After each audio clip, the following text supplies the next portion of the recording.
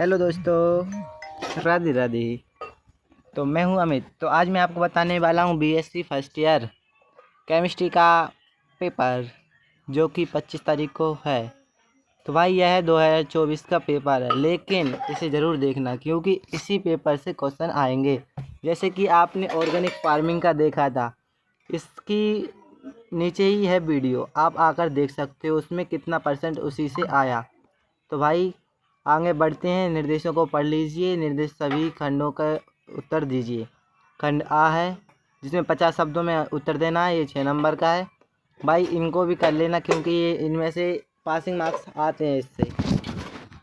इसमें लिखा है किन्हीं 2 प्रश्नों के उत्तर दीजिए। सभी प्रश्न के अंक कितने, मतलब अंक समान है। तो इनमें से मतलब 4 या 6 प्रश्न होंगे। जैसे कि आप देख सकते हो यहाँ पे 4 प्रश्न हैं, इनमें से सिर्फ 2 का आंसर देना है। पहला प्रश्न है आंशिक अवकलन तथा व्युत्क्रम संबंध की व्याख्या कीजिए। तो इसको सही तरीके से याद कर लेना, यही आ सकता है। प्रतिदर्शी की अवधारणा क्या है? What is the confidence in sampling का जो भी हो।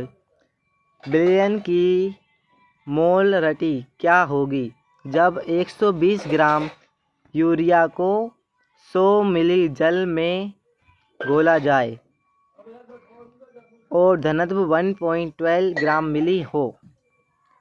और 4th क्वेश्चन है क्रोमेटोग्राफी के लिए निक्षालन विधि का उल्लेख कीजिए।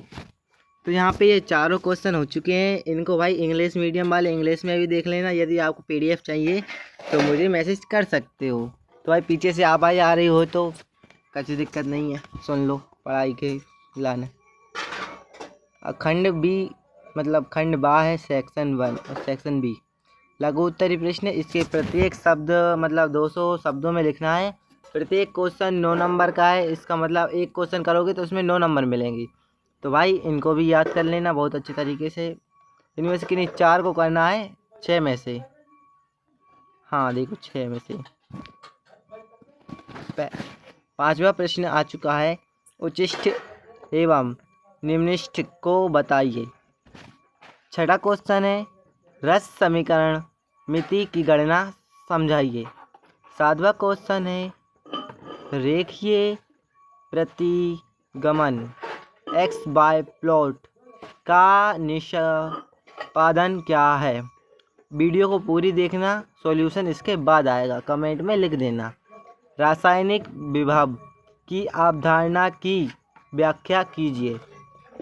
9वां क्वेश्चन है अभिशोषण वर्णलेखिकी की क्रियाविधि की व्याख्या कीजिए।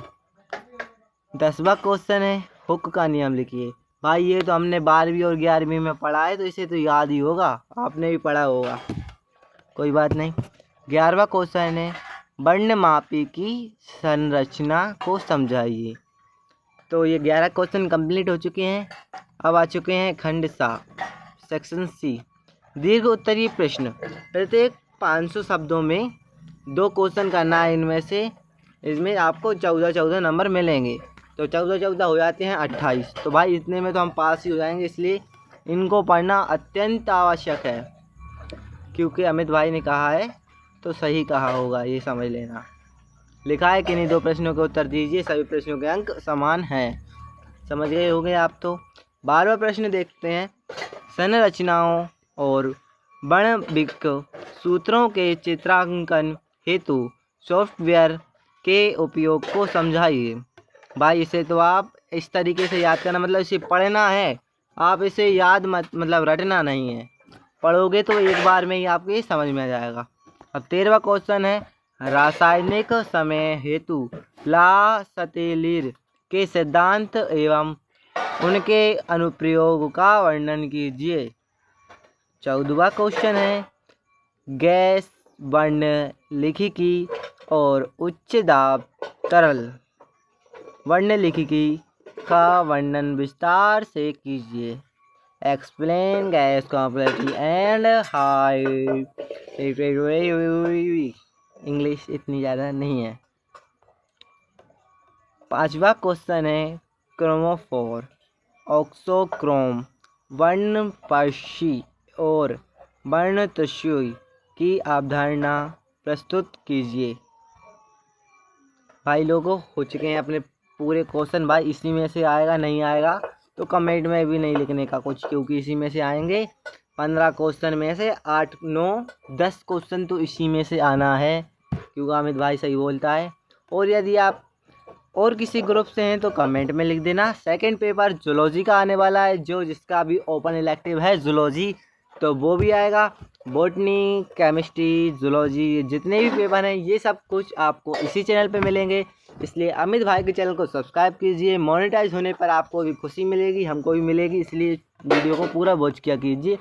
जय श्री राम, राधे राधे। वीडियो का टारगेट है 1K व्यूअर एंड 100 सब्सक्राइबर, नहीं लाइक। सब्सक्राइबर तो आप कर ही लोगे।